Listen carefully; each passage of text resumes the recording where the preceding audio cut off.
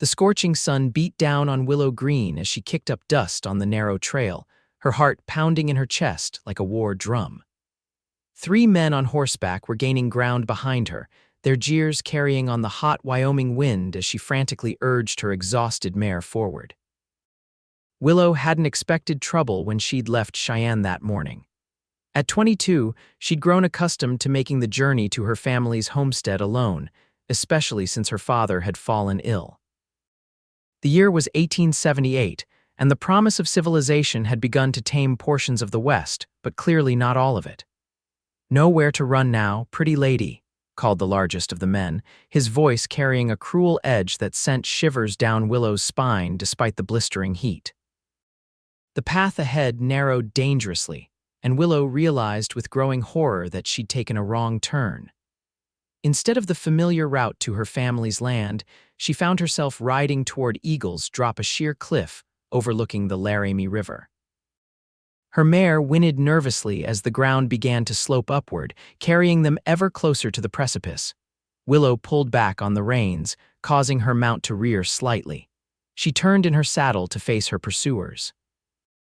3 men, filthy and grinning with yellowed teeth, had slowed their approach now that they knew she was trapped. "Looks like we got ourselves a little lost filly," said the one with a patchwork coat and a scar running across his left cheek. "Mighty fine dress you're wearing. Bet there's money in those saddlebags too?" "I have nothing of value," Willow called back, struggling to keep her voice from shaking. Her hands trembled on the reins as she backed her horse away from the men, only to feel loose stones sliding beneath her mare's hooves. She was mere yards from the cliff edge now. "Oh, I wouldn't say that," replied the leader, his dark eyes roving over her in a way that made Willow's blood run cold. "A pretty thing like you has plenty to offer fellas like us." Willow's throat went dry. She wore a simple blue calico dress, her chestnut hair tied back with a ribbon that fluttered in the breeze. Her father had always told her she had her mother's beauty-high cheekbones, delicate features, and eyes the color of summer sage. Now she cursed that beauty as the outlaws dismounted and began to approach on foot. "Please," she said, "my father is waiting for me. He's the blacksmith in Cheyenne. People will come looking." The leader laughed, a harsh sound that echoed off the canyon walls. "Ain't nobody gonna find you out here, girl." Willow glanced behind her. The drop was at least 100 feet to the rushing river below. She couldn't go forward and she couldn't go back. Her right hand inched toward the small Derringer pistol hidden in her saddlebag, a gift from her father who'd insisted she learn to protect herself. But she knew one small handgun against 3 armed men meant certain death. "Let's not make this difficult," said the man with the scar, taking another step forward. "You come along nice and quiet-like, and maybe we'll let you go after we've had our fun." The lie was transparent, and Willow felt tears sting her eyes.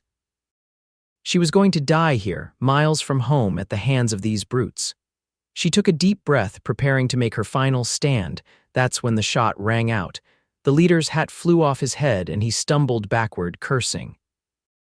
All 3 outlaws whirled around to face the source of the gunfire. "I'd step away from the lady if I were you," called a deep voice from the rocks above the trail. Willow's gaze darted to the figure silhouetted against the bright sky. A man sat atop a magnificent black stallion, rifle raised to his shoulder. He wore a dark leather vest over a white shirt, and the wide brim of his Stetson cast his face in shadow. "This ain't your business, stranger," shouted the leader, hand hovering near his pistol. "I'm making it my business," replied the stranger calmly. He shifted his rifle slightly. 3 against 1 woman doesn't seem sporting. How about we even those odds?" The 3 outlaws exchanged nervous glances. The stranger had the high ground and the element of surprise. "You don't know who you're dealing with," snarled the man with the scar. "I'm Dutch Hollister, and these are my brothers. We run these parts." "Never heard of you," the stranger said, his voice carrying a hint of amusement. "Now back away from the lady, or the next shot goes somewhere more permanent than your hat." Willow watched the standoff with her heart in her throat. The outlaws outnumbered this lone cowboy, but something in his confident posture suggested he wasn't worried about the odds. Dutch Hollister made his decision, drawing his pistol with surprising speed. The cowboy's rifle cracked again, and Hollister howled in pain as the weapon flew from his hand, blood spurting from his fingers. The second outlaw went for his gun, but the cowboy was faster, sending a bullet into the ground at the man's feet. The third attacker took the opportunity to dive behind a rock, drawing his revolver as he moved. Bullets whizzed through the air, and Willow's mare panicked, rearing up and nearly throwing her. She clung desperately to the saddle, aware that one misstep would send her over the cliff edge. The cowboy vaulted from his horse with graceful precision, taking cover behind a boulder as he continued to exchange fire with the outlaws.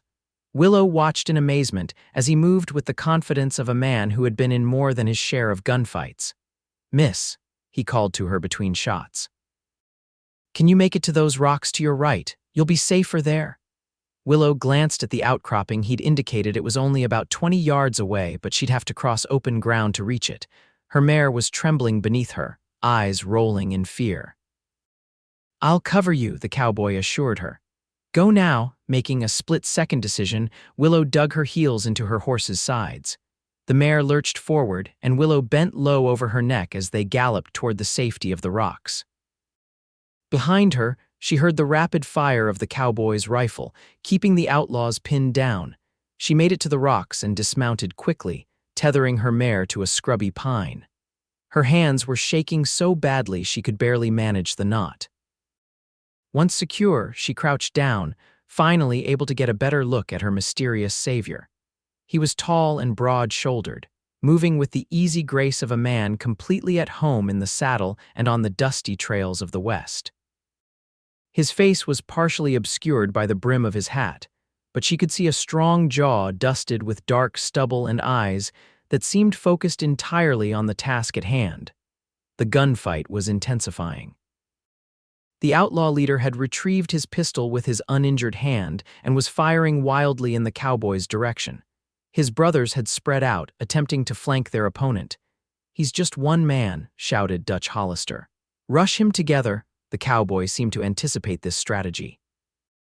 As the outlaws broke cover, he rolled to a new position, coming up with both his rifle and a revolver that had appeared as if by magic in his left hand.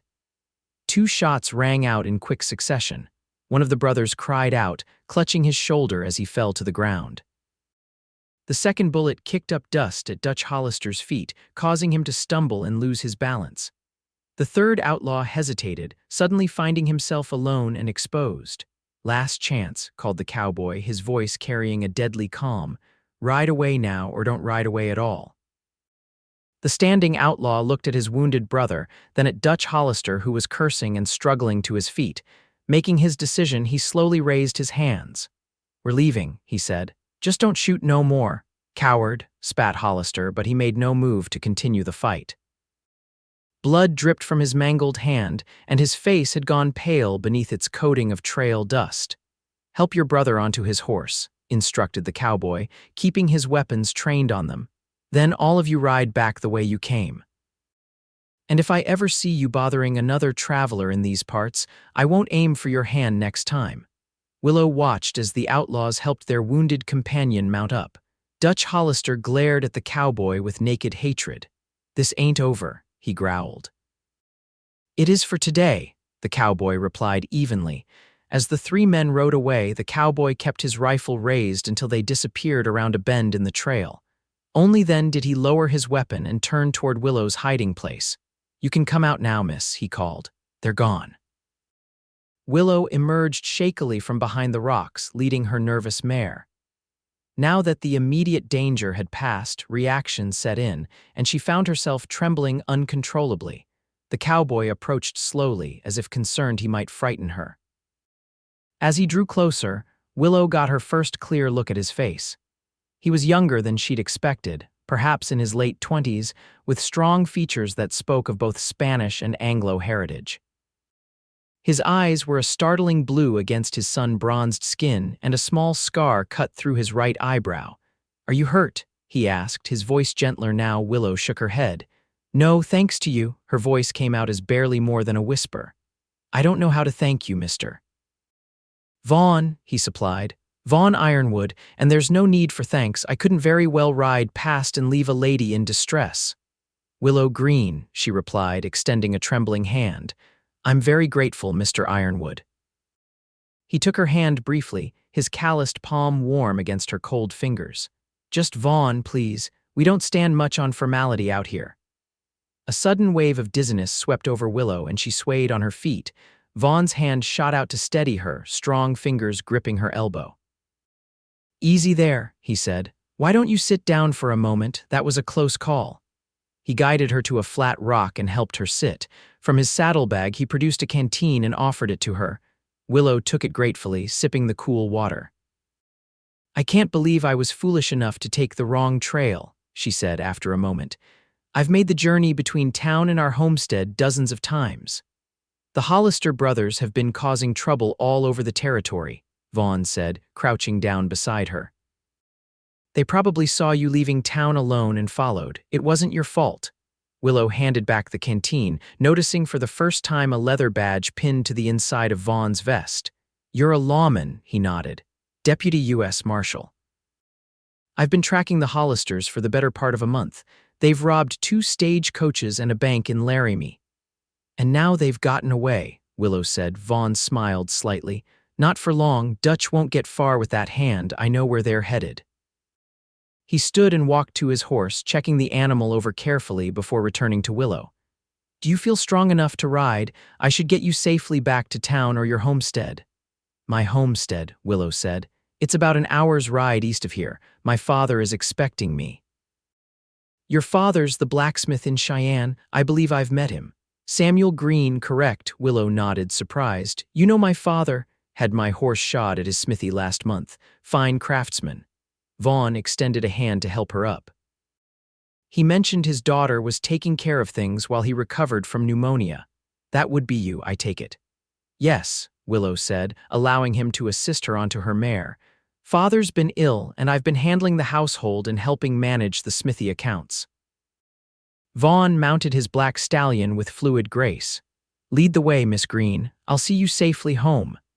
As they rode side by side down the trail, Willow found herself stealing glances at the marshal.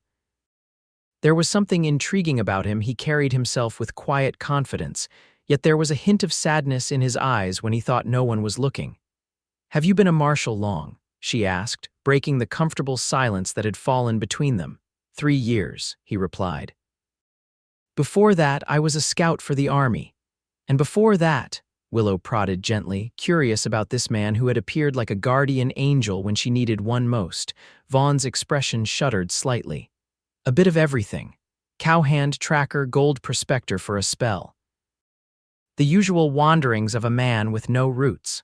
Something in his tone suggested there was much more to his story, but Willow sensed he wasn't eager to share it. Instead, she told him about her own life growing up in Cheyenne as the only child of a blacksmith, losing her mother to scarlet fever when she was 12, learning to keep house and help her father with his business. It sounds like your father raised a capable daughter, Vaughn commented as they forded a shallow stream. Willow smiled. He tried to, though I suspect he was hoping for a son to take over the smithy. And will you take over the business, I mean? The question surprised her. Few people considered that a woman might want to do more than marry and raise children. I don't know, she admitted. I'm good with the books and can manage the customers, but I haven't the strength for the actual smithing. Father hopes I'll marry someone who can take on the work eventually. Vaughn nodded thoughtfully. And is there such a candidate in your life? Willow felt a blush creeping into her cheeks. No, she said softly. Not yet. They rode on in companionable silence, the landscape gradually changing from rocky outcroppings to rolling prairie dotted with cottonwoods. In the distance, Willow could make out the smoke from her family's chimney. That's it, she said, pointing. Home. The Greene homestead was modest but well-maintained. A sturdy log house stood beside a large barn that housed both the family's animals and Samuel Greene's smithy. A vegetable garden, meticulously tended, spread behind the house and chickens pecked in the yard. As they approached, the front door opened and a man stepped out onto the porch. Samuel Greene was a bear of a man, his once powerful frame now slightly stooped from age and illness. His beard was more salt than pepper these days, but his eyes remained sharp as he squinted at the approaching riders. "Willow," he called, his voice still carrying the faint accent of his Scottish heritage. "You're late, lass. I was beginning to worry." His gaze shifted to Vaughn and his expression grew cautious. "And who might this be?" Willow dismounted quickly and hurried to her father, embracing him. "Father, this is Deputy Marshal Vaughn Ironwood. He saved my life today." Samuel's bushy eyebrows shot up, and he extended a hand to Vaughn, who had also dismounted. "Saved your life? What happened?" As Willow explained her encounter with the Hollister brothers, her father's face grew increasingly grim. By the time she finished, recounting how Vaughn had driven off the Outlaws, Samuel's hand was gripping his daughter's shoulder tightly. "It seems I owe you a great debt, Marshal," he said to Vaughn. "Please come inside. The least we can offer is a hot meal and our hospitality for the night." Vaughn glanced at the setting sun. "That's kind of you, Mr. Greene. I accept with gratitude." Willow felt an unexpected flutter of pleasure at the thought of Vaughn staying for dinner. She told herself it was merely the natural reaction to spending more time with the man who had saved her life, nothing more. Inside, the Greene home was simple but comfortable. Willow busied herself at the cook stove while her father and Vaughn sat at the kitchen table, discussing the increasing problem of outlaws in the territory. "The Hollister gang has been getting bolder," Vaughn was saying. "Until today, they'd managed to avoid leaving witnesses." Samuel stroked his beard thoughtfully. "You think they'll come looking for revenge, for Willow being able to identify them?" Vaughn's eyes met Willow's briefly across the room. "It's possible. Dutch Hollister doesn't strike me as a man who forgives easily." "Then you should stay here tonight," Samuel declared, "in case they decide to pay us a visit." "Father," Willow protested, "I'm sure the marshal has more important duties than guarding us." "Actually," Vaughn said, "I was planning to pick up the Hollisters' trail at first light." This location is as good a starting point as any. As Willow served a hearty stew with fresh baked bread, she couldn't help noticing how Vaughn's presence filled the kitchen. Their small table, which had always seemed adequate for her and her father, now felt intimate with the addition of the marshal. Over dinner, Samuel regaled them with stories of his early days in Cheyenne, when the town was little more than a collection of tents and rough buildings clustered around the railroad. "Different times," he sighed, leaning back in his chair. "The West is changing fast." "For the better in some ways," Vaughn commented. "Law and order makes life safer for folks like you and your daughter," Samuel chuckled. "Says the man who just had to rescue my Willow from outlaws not 10 miles from our door." "Point taken," Vaughn conceded with a smile that transformed his serious face. After dinner, Willow cleared the dishes while her father showed Vaughn to the small guest room rarely used except when distant relatives passed through on their way further west. Later, as she prepared for bed in her own room, Willow found herself replaying the day's events in her mind. The terror of being trapped by the Hollisters still made her shudder, but she also couldn't forget the moment Vaughn had appeared, silhouetted against the sky like an avenging angel. She brushed her long hair, staring at her reflection in the small mirror hanging on her wall. Willow had never thought of herself as particularly brave, but she had been ready to fight for her life today. The realization was both frightening and empowering. A soft knock at her door startled her from her reverie. "Willow," it was her father's voice. "May I come in?" "Of course," she replied, setting down her hairbrush. Samuel entered, closing the door quietly behind him. He sat on the edge of her bed with a sigh. "Quite a day you've had, lass." Willow nodded, suddenly finding her throat tight with unshed tears. Now that she was safe, the full impact of her close call was hitting her. Her father opened his arms, and she went to him, burying her face against his shoulder as she had done when she was a little girl. "I was so frightened," she whispered. "Of course you were," Samuel soothed, patting her back. "But you kept your wits about you. Your mother would be proud." Willow drew back, wiping her eyes. "I'm just thankful Marshal Ironwood came along when he did." Samuel studied her face for a moment. "He seems like a good man, capable, reminds me a bit of myself in younger days," Willow smiled.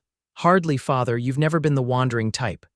"Not after I met your mother," he agreed, "but before that I had my share of adventures." He squeezed her hand. Get some rest now. Tomorrow will come soon enough. After her father left, Willow climbed into bed, but sleep proved elusive. Every time she closed her eyes, she saw Dutch Hollister's cruel face or Vaughn Ironwood's steady gaze as he promised to keep her safe. Outside her window, an owl hooted softly, and somewhere in the distance, a coyote howled at the rising moon. Morning arrived with golden light streaming through Willow's curtains. She rose quickly, donning a fresh dress and pinning her hair in a practical bun. By the time she entered the kitchen, her father and Vaughn were already up, discussing the best route to track the Hollisters. "Good morning," she greeted them, trying to ignore the way her pulse quickened when Vaughn's blue eyes met hers. "Miss Greene," he acknowledged with a slight nod. "I hope you slept well after yesterday's ordeal." "Well enough," she replied, moving to the stove to prepare breakfast. "And you, like a log," Vaughn said. "Your father's hospitality includes the most comfortable guest bed I've encountered in months of travel." Samuel laughed. "The Marshall's being kind. That old mattress is stuffed with straw and probably full of lumps." Willow served a breakfast of cornmeal mush, bacon, and coffee. As they ate, Vaughn outlined his plans for the day. "The Hollisters have a hideout somewhere in the hills north of Laramie," he explained. "I've narrowed it down to a few possible locations. With Dutch injured, they'll be moving slower than usual, which gives me a chance to catch up." "You're going after them alone." Willow couldn't keep the concern from her voice. Vaughn nodded. "It's how I work best." "Sounds dangerous," Samuel commented. "It can be," Vaughn admitted. "But I've been tracking outlaws for years. I know how to approach a hideout without being seen." After breakfast, Vaughn prepared to depart. Willow followed him to the barn, where he was saddling his black stallion. "I wanted to thank you again," she said, watching as his capable hands adjusted the cinch. "Not just for yesterday, but for escorting me home, and for staying last night." Vaughn paused in his work, turning to face her. "No thanks needed, Miss Greene. It's my duty." "Willow," she corrected him. "Please call me Willow." A small smile touched his lips. "Willow, then." They stood in silence for a moment, the air between them charged with something Willow couldn't quite name. Then Vaughn cleared his throat. "I'll stop back by in a few days," he said, "to let you know the Hollisters have been dealt with. Until then, you and your father should be careful. Keep doors locked at night and perhaps postpone any solo journeys into town." "We will," Willow promised. On impulse, she reached out and touched his arm. "Be careful, Marshall." His expression softened momentarily. "Always am." Vaughn mounted his horse with fluid grace, tipping his hat to her before riding out of the barn. Willow watched him go, a strange mixture of emotions swirling within her. Concern for his safety, certainly, but also a fluttering awareness that had nothing to do with gratitude and everything to do with the man himself. The next few days passed slowly. Willow helped her father in the smithy, taking orders and keeping the books while he worked at reduced capacity. His cough had improved, but he still tired easily, and Willow insisted he rest frequently in quiet moments. Her mind kept returning to Vaughn Ironwood. She wondered where he was, whether he'd found the Hollisters, if he was safe. At night, she found herself listening for hoofbeats, hoping to hear his return. It was nearly a week later when trouble arrived, not in the form of Vaughn bearing news, but as 3 riders approaching the homestead just as dusk was falling. Willow was in the garden, gathering vegetables for supper when she heard the horses. Looking up, she felt her blood freeze.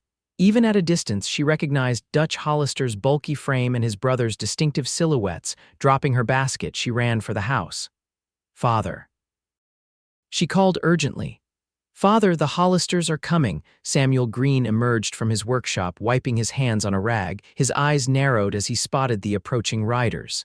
"Get inside," he ordered. "Bolt the door and get my shotgun from above the mantel." "What about you?" Willow asked, fear making her voice quaver. "I'll be right behind you." Her father's tone brooked no argument. Willow hurried inside, retrieving the shotgun and checking that it was loaded. Through the window, she watched as her father stood in the yard, arms crossed over his chest, waiting as the 3 outlaws approached. She could hear their voices now, Dutch's carrying clearly on the evening air. "Evening, blacksmith," he called. "We've come to pay a social call on your pretty daughter."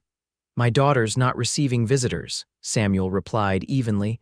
Especially not wanted men. Dutch laughed, a harsh sound. We ain't asking permission.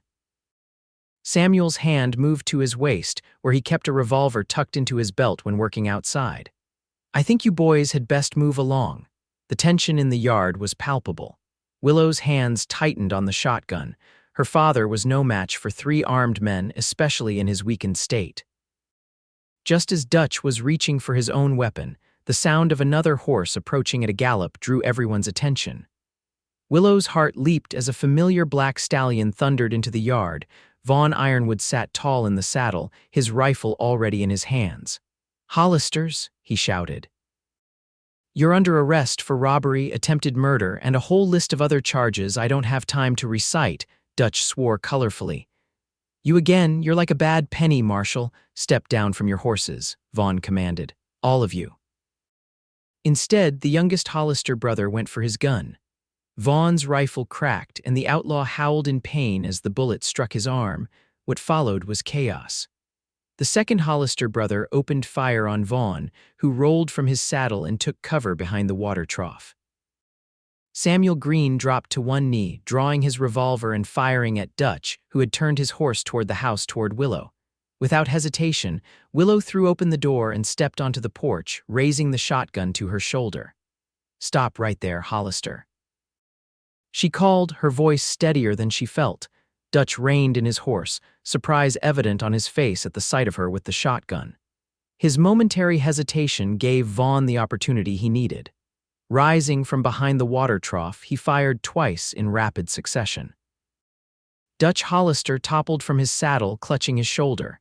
His remaining brother, seeing the odds had turned against them, threw down his weapon. "Don't shoot," he called. "I give up." The gunfight was over as quickly as it had begun. Vaughn quickly secured the surviving Hollister brothers with handcuffs, while Samuel tended to Dutch's wound enough to keep him alive for the journey to justice, but with little sympathy for the man who had threatened his daughter. Willow stood on the porch, the shotgun still in her trembling hands. Vaughn approached her slowly. "You can lower that now," he said gently. "It's over." As the adrenaline drained from her body, Willow found herself suddenly weak-kneed. Vaughn took the shotgun from her unresisting fingers and set it aside before helping her to sit on the porch steps. "You came back," she whispered. "I said I would." His face was streaked with dirt and gunpowder, but his eyes were warm as they met hers. "I've been watching the Hollisters for days. When they headed this way, I knew where they were going." "Thank you," she said simply. "Again." A ghost of a smile touched his lips. "We seem to be making a habit of this." Later, after the Hollisters had been secured in the barn to await transport to the Cheyenne jail the next day, Willow served a late supper to her father and Vaughn. The mood was subdued but relieved the danger had passed, this time for good. "What will happen to them?" Samuel asked as they ate. "They'll stand trial in Cheyenne," Vaughn replied. "With witnesses to attempted murder and a string of robberies, they'll likely hang or spend the rest of their lives in prison." Willow shuddered slightly at the thought, though she felt no sympathy for the men who had threatened her life twice now. "And what about you, Marshal?" Samuel inquired. "Where will you go next?" Vaughn hesitated, his eyes briefly meeting Willow's across the table. "I'm due sometime in Cheyenne after I deliver the Hollisters. The Marshal's office there could use an extra deputy for a while." Willow felt a flutter of something that might have been hope. "So you'll be staying in town for a time," Vaughn confirmed. "After years on the trail, I find myself thinking about more permanent arrangements." The look he gave her then sent warmth spreading through Willow's chest. She lowered her gaze to her plate, aware of her father's knowing glance between them. "Well then," Samuel said heartily, "I expect we'll be seeing more of you, Marshal. Perhaps you'd like to join us for Sunday dinner next week, after church services." "I'd like that very much," Vaughn replied, his eyes never leaving Willow's face. The following morning dawned clear and bright. Vaughn prepared to transport his prisoners to Cheyenne, loading them onto their own horses with their hands bound securely. Willow stood in the yard watching the preparations. Her father had tactfully busied himself in the smithy, giving her a moment alone with Vaughn. "Will you really come for Sunday dinner?" she asked as he checked the last of the ropes. Vaughn paused, turning to face her. The morning sunlight caught in his dark hair and emphasized the strong lines of his face. "If you'd like me to, I would," she admitted, feeling a blush rise to her cheeks. "Very much." Something in his expression softened. "Then wild horses couldn't keep me away." On impulse, Willow stepped forward and quickly kissed his cheek. "For luck," she murmured, stepping back just as quickly. Surprise flashed across Vaughn's face, followed by a genuine smile, the first full smile she'd seen from him. It transformed him, erasing the hard lines that his dangerous profession had etched around his eyes and mouth. "I'll see you Sunday, Willow Greene," he said softly, before mounting his horse and leading his prisoners away. Willow watched until he disappeared down the trail, her hand pressed to her heart, which was beating with a new and exhilarating rhythm. Sunday couldn't come quickly enough. The days leading up to Sunday passed in a flurry of activity for Willow. She threw herself into cleaning the already tidy house, baking bread and pies, and generally driving her father to distraction with her nervous energy. "Lass," Samuel said on Saturday evening, watching as she polished the same piece of silverware for the third time, "he's coming to see you, not inspect the shine on our forks." Willow flushed. "I don't know what you mean," Samuel chuckled. "I'm old daughter, not blind." "I've seen how you look at the marshal and how he looks at you." Setting down the fork, Willow sighed. "Is it that obvious? Only to a father who loves you," he patted her hand. "And I approve if that matters. Ironwood seems like a good man, steady, honorable." "He's still a lawman," Willow pointed out. "His life will always be dangerous." "True enough," Samuel agreed. "But the same could be said of anyone who lives out here. The West makes no guarantees." Willow nodded thoughtfully. Her father was right. Life on the frontier came with inherent risks, whether one was a lawman, a farmer, or a blacksmith's daughter. What mattered was finding someone to face those risks with. Sunday morning arrived with perfect weather. Willow wore her best dress, a light blue cotton with delicate white embroidery at the collar and cuffs. She pinned her hair in a more elaborate style than usual, and even added a touch of her mother's old, rose water behind her ears. At church, she found herself scanning the pews for Vaughn, but he wasn't among the congregants. Disappointment settled in her stomach like a stone. Had he changed his mind? After the service, as she and her father were greeting neighbors outside the church, the sound of hoofbeats drew her attention. Vaughn rode into the churchyard, looking somewhat out of place among the Sunday finery in his practical riding clothes. He dismounted quickly, removing his hat as he approached them. "My apologies for missing the service," he said. "Official business detained me." Samuel shook his hand. "No matter, Marshal, you're still welcome for dinner." Willow couldn't help noticing how Vaughn's eyes lingered on her, taking in her Sunday best with evident appreciation. "You look lovely," he said quietly as they walked toward their wagon. "Thank you," she replied, feeling ridiculously pleased by the simple compliment. "Will you ride alongside us back to the homestead?" "Actually," Samuel interrupted, "I've just remembered I promised to speak with Reverend Collins about the church roof repairs. Why don't you ride with the marshal, Willow? I'll follow shortly." Willow shot her father a knowing look. His remembering was entirely too convenient, but she didn't protest. The idea of riding double with Vaughn sent a thrill of anticipation through her. Vaughn, for his part, seemed momentarily taken aback, but recovered quickly.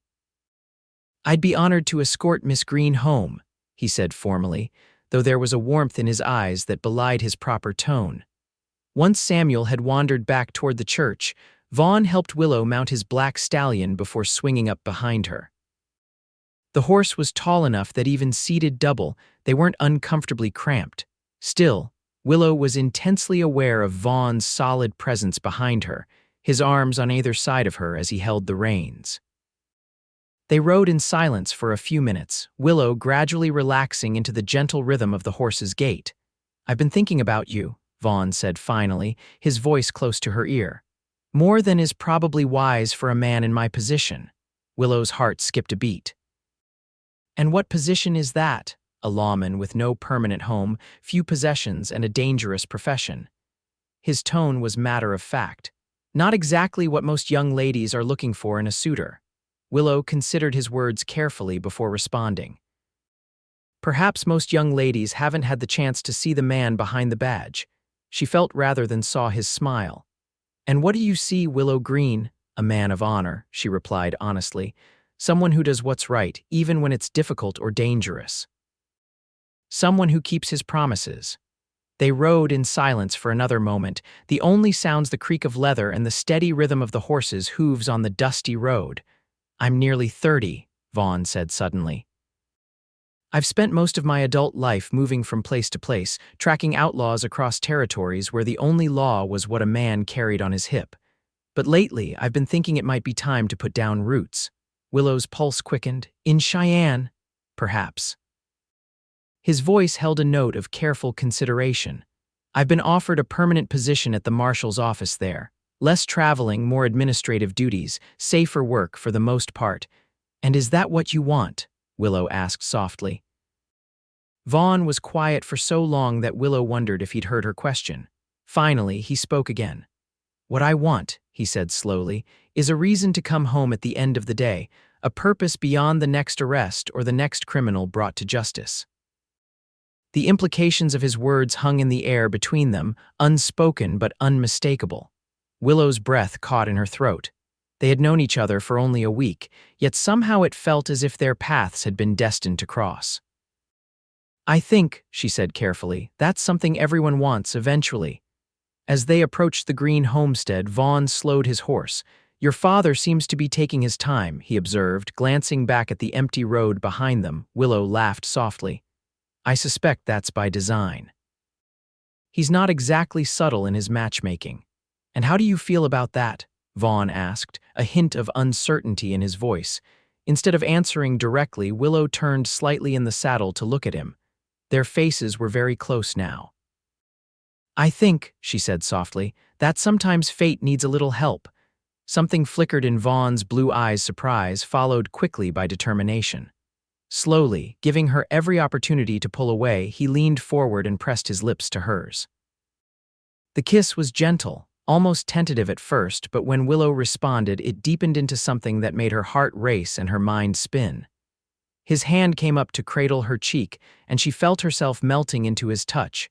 When they finally broke apart, Willow was breathless and flushed.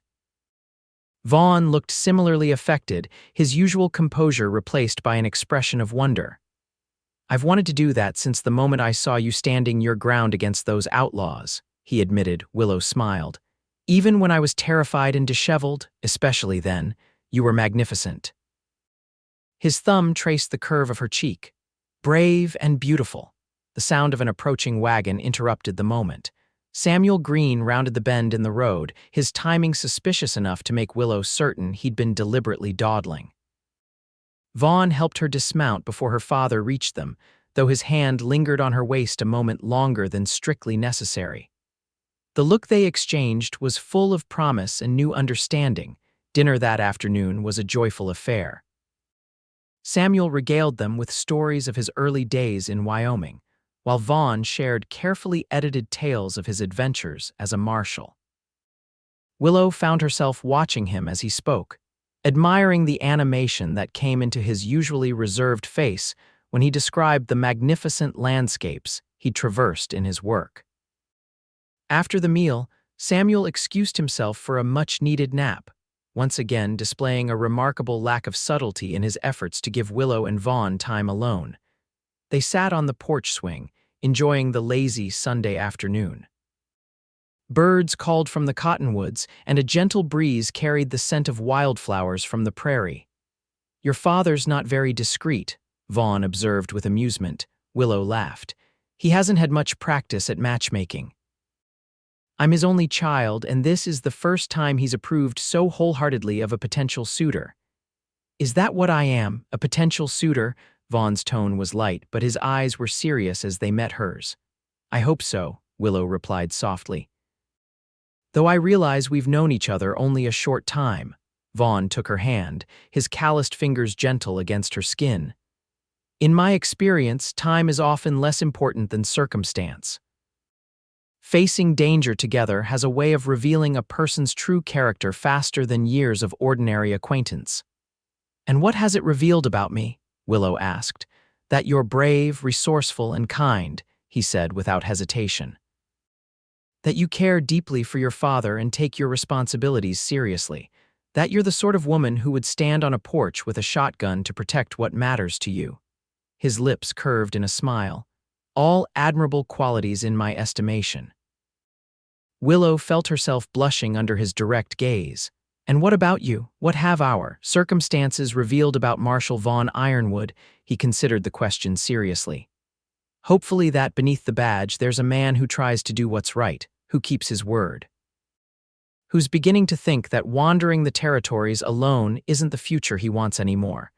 The implications of his words sent a thrill through Willow. She squeezed his hand.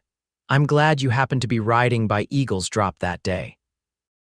"So am I," Vaughn replied, his voice dropping to a husky note that made Willow's heart flutter.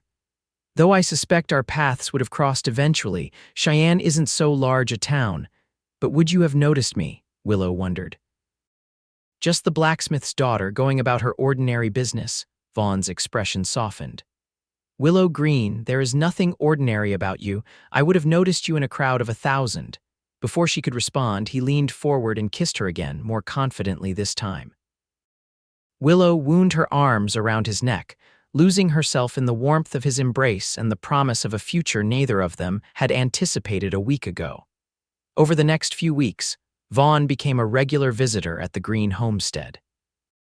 When his duties allowed, he would ride out for dinner or simply to spend an evening on the porch with Willow. Sometimes Samuel would join them, but more often he found reasons to busy himself elsewhere, giving the young couple time to know each other better. Willow learned that Vaughn had been born in Texas to a Spanish mother and an American father, both of whom had died in a cholera outbreak when he was 16. He'd made his own way after that, working as a cowhand, then a scout, before finding his calling in law enforcement. For his part, Vaughn discovered Willow's quiet strength, her intelligence, and her deep affection for the Wyoming landscape she'd grown up in. He admired her devotion to her father and her skillful management of both household and business affairs. As summer gave way to early autumn, their attachment deepened. Samuel Greene watched with approval as his daughter blossomed under Vaughn's attentions and as the serious lawman softened in Willow's company. One evening in late September, Vaughn arrived at the homestead looking uncharacteristically nervous. He'd clearly taken extra care with his appearance. His dark hair was freshly trimmed, and he wore a new shirt under his vest. "Samuel," he said after dinner when the three of them had moved to the sitting room, "I'd like to speak with you privately if I may." Samuel's bushy eyebrows rose, and he exchanged a quick glance with Willow, who felt her heart begin to race. "Of course, Marshall, let's step outside." The two men went out to the porch, closing the door behind them. Willow remained in the sitting room, her hands clasped tightly in her lap. She tried not to eavesdrop, but couldn't help straining to hear their conversation. Their voices were too low, however, and she caught only murmurs. After what seemed an eternity but was probably only 5 minutes, the door opened and her father re-entered alone. His expression was solemn, but his eyes twinkled with suppressed joy. "Your young man would like a word with you," he said, his voice gruff with emotion. "Out on the porch." Willow rose shakily to her feet. "Father," Samuel crossed to her and placed a kiss on her forehead. "You have my blessing, lass, both of you." Her heart pounding, Willow stepped out onto the porch. Vaughn stood at the railing, his back to her, staring out at the sunset that painted the prairie in shades of gold and crimson. At the sound of the door, he turned. The look on his face, hope mingled with vulnerability, nearly took Willow's breath away. She had never seen him so unguarded, so open. "Willow," he said, crossing to her in 2 strides, "I know we haven't known each other long by conventional standards, but I think we both know that what's between us isn't conventional." She nodded, unable to speak past the lump in her throat. Vaughn took her hands in his. "When I first saw you on that cliff, standing your ground despite impossible odds, something changed in me. I've spent my life enforcing justice, but in that moment I realized I wanted more. I wanted a home, a family." He took a deep breath. "I wanted you." Willow felt tears gathering in her eyes as Vaughn dropped to one knee before her, still holding her hands. "Willow Greene," he said, his voice steady despite the emotion evident in his face, "would you do me the extraordinary honor of becoming my wife?" "Yes," Willow whispered, then louder, "Yes, Vaughn, I will." Joy transformed his features as he rose and gathered her into his arms. Their kiss was a promise, a beginning, and Willow knew in that moment that the danger that had brought them together had led to the greatest blessing of her life. From inside the house came the sound of Samuel clearing his throat loudly. They broke apart, laughing. "I believe my father wants to congratulate us," Willow said. Hand in hand, they went inside to share their happiness. The wedding took place on a perfect October day, with the aspen trees turning gold against the blue Wyoming sky. The small church in Cheyenne was filled with well-wishers, Samuel's friends from town, Vaughn's colleagues from the marshal's office, and the neighbors who had watched Willow grow from a girl to a woman. Willow wore a gown of ivory silk, a luxury her father had insisted upon ordering from Denver. "Your mother would want you to have something special," he'd said, brushing aside her protests about the expense. As she walked down the aisle on her father's arm, Willow's eyes were fixed on Vaughn, standing tall and handsome at the altar.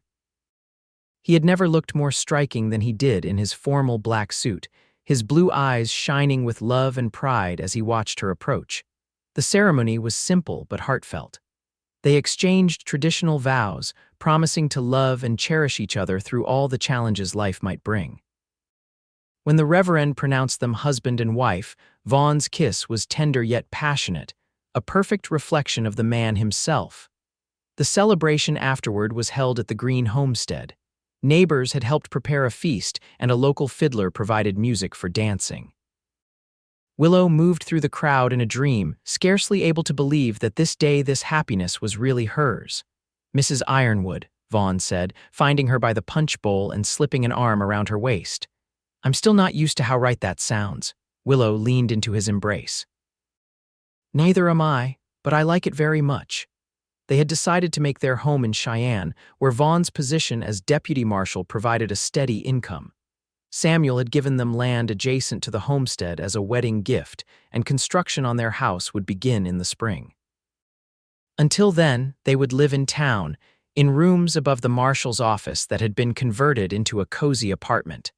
As the celebration continued into evening, Willow found a moment alone with her father. Samuel Greene looked both proud and wistful as he regarded his only child in her wedding finery. "Your mother would be so happy today," he said, his voice rough with emotion. "She always wanted to see you settled with a good man." Willow embraced him tightly. "I wish she could be here." "She is, lass, in her own way." Samuel patted her hand. "Now, go dance with your husband. He's looking this way with that expression he gets whenever you're not by his side, like a man who's misplaced his most valuable possession." Laughing, Willow returned to Vaughn, who immediately swept her into a lively reel. As they spun among the other dancers, Willow marveled at how life could change so completely in the space of a few months. From the terror of the cliff to the joy of this day, her path had taken an unexpected but wonderful turn. Later, as they prepared to leave amid a shower of rice and good wishes, Vaughn lifted her into the waiting buggy with gentle hands. "Ready for our next adventure, Mrs. Ironwood?" he asked, his voice low and intimate despite the crowd around them. Willow smiled up at him, her heart full to bursting. "With you, always." Their first year of marriage brought both challenges and joys.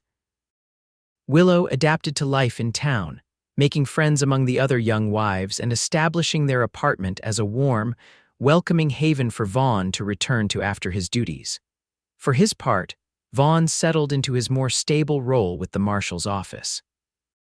There were still dangerous moments: a bank robbery attempt, a drunken gunfight he helped break up, but he came home each night to Willow, increasingly certain that his decision to put down roots had been the right one.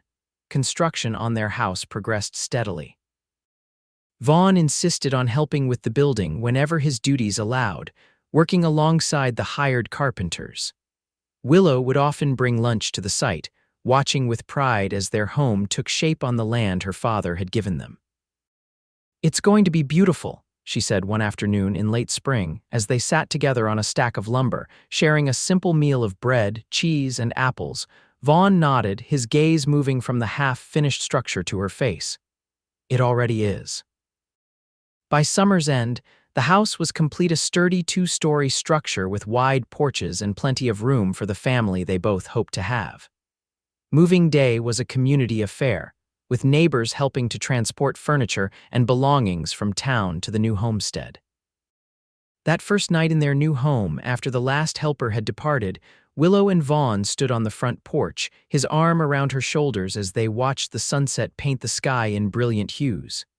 "Happy?" Vaughn asked softly. "Completely," Willow replied, turning in his embrace to face him.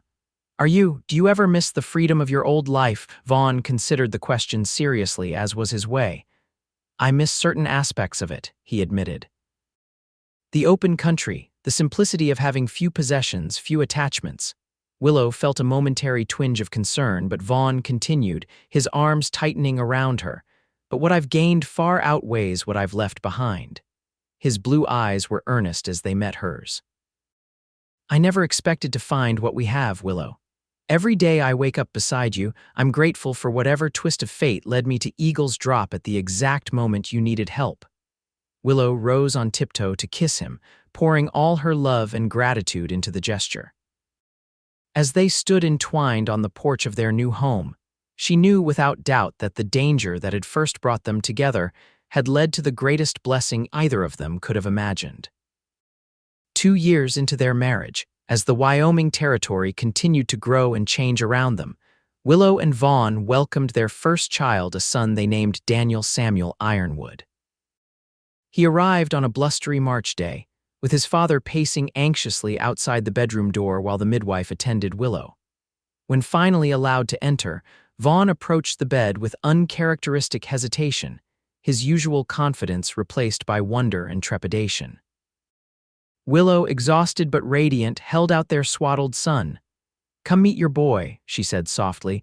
Vaughn took the tiny bundle with careful hands, his expression transforming as he gazed down at his son's face. "He's perfect," he whispered, voice rough with emotion, "just like his mother." Daniel grew into a sturdy, curious toddler with his father's blue eyes and his mother's determined spirit. Vaughn proved to be a devoted father, often carrying his son on his shoulders around their property, pointing out birds and animals, teaching him the names of trees and plants. Life fell into a pleasant rhythm. Vaughn's position with the marshal's office became increasingly administrative as Cheyenne grew more civilized. There were still moments of danger, the West was still wild in many ways, but they were fewer and further between. Willow divided her time between caring for Daniel, maintaining their home, and helping her father with the business side of his smithy.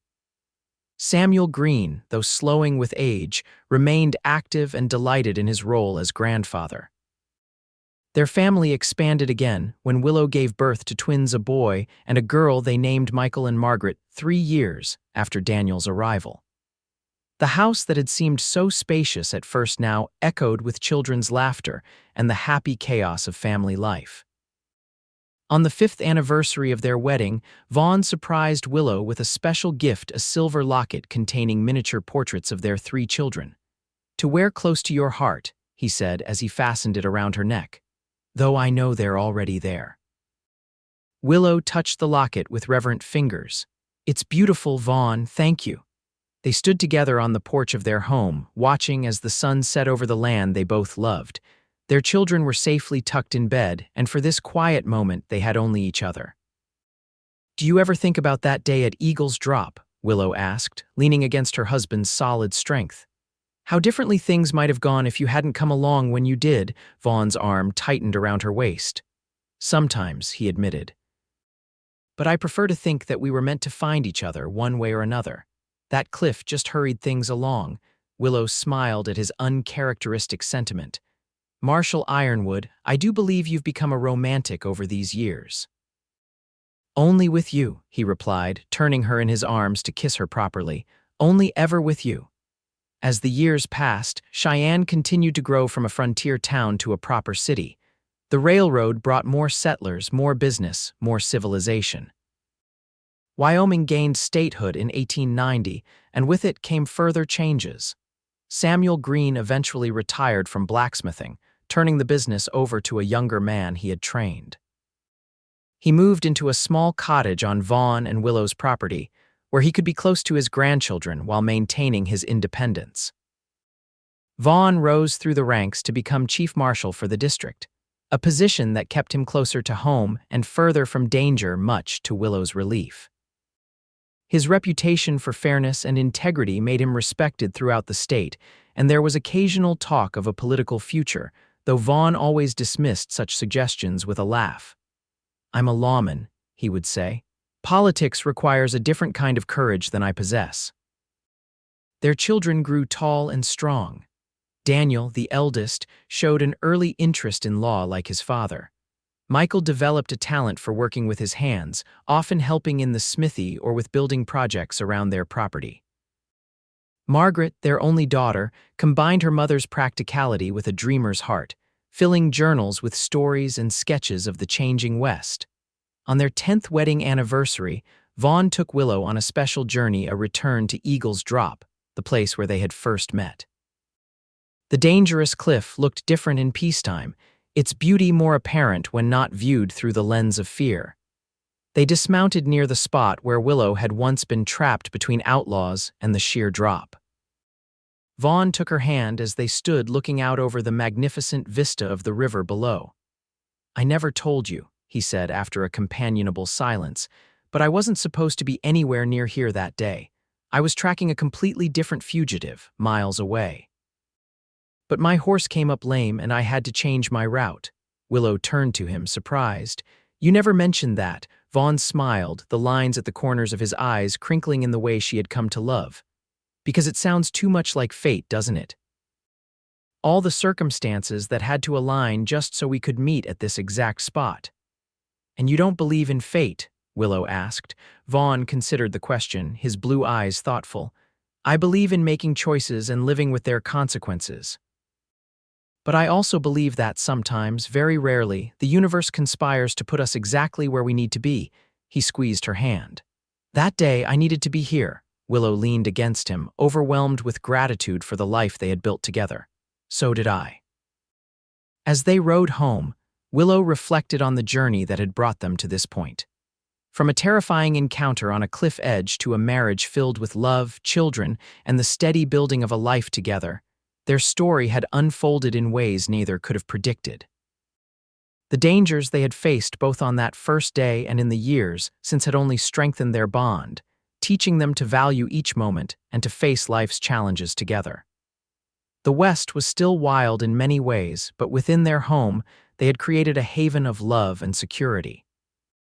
That night, as they lay together in the quiet darkness of their bedroom, Willow pressed a kiss to Vaughn's chest, just above his heart. "Thank you," she whispered. "For what?" he asked, his voice a low rumble beneath her ear. "For appearing when I needed you most, for evening the odds. For everything that came after." Vaughn's arms tightened around her, and she could hear the smile in his voice as he replied, "I'm the one who should be thankful. You gave me a home, Willow, a purpose beyond the badge. You showed me there was more to life than the next horizon." As they drifted toward sleep, Willow thought about the cliff that had nearly been her doom but had instead led her to her greatest joy.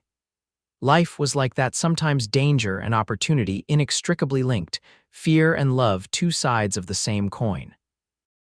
She thought of her children, sleeping safely down the hall, of her father in his cottage nearby, of the community they had helped build and the life they had forged together. All of it stemming from that one moment when a lone cowboy had appeared on the horizon and changed everything. Outside their window, the vast Wyoming sky sparkled with stars, a reminder of the infinite possibilities that life could hold. Within their home, the steady rhythm of love and family continued, a testament to the courage it took to build a life on the frontier and the even greater courage it took to open one's heart. Willow Greene Ironwood closed her eyes, secure in the embrace of the man who had once saved her life and had been saving it in different ways every day since. Whatever adventures tomorrow might bring, they would face them as they had faced everything else together. And in that knowledge, there was peace.